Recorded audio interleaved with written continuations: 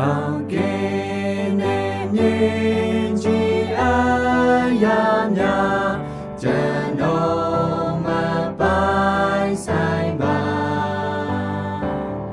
ကျွန်တော်ဝေစုကျွန်တော်ချစ်ရကျွန်တော်ဤဖ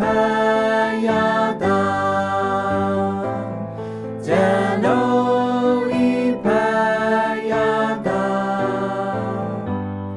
ကောင်းကင်မြေကြီးရှိအရာများအနာ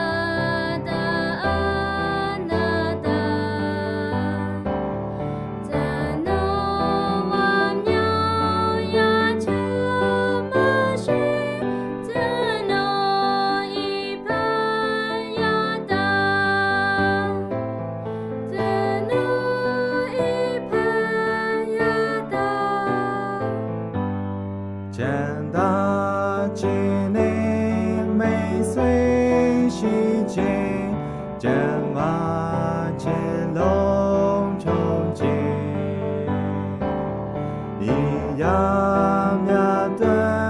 ယေရှုတင်သည်သို့တော်ဖန်ယာမဟောသို့တော်ဖန်ယာမဟော ချမ်းသာခြင်းသည်ခြင်းဤအယုံချမ်းသာခြင်းလုံးချုံခြင်း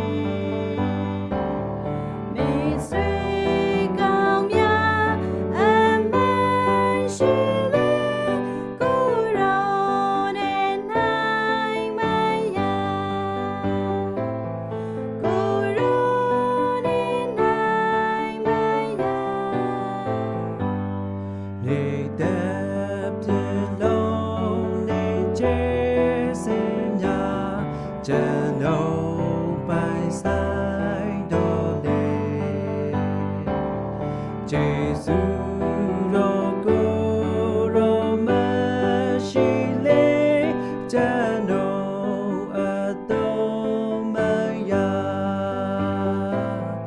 ကျွန်တော်အတော်မရ ချာသူများပင်လေညာလက်ချေကန်ချေ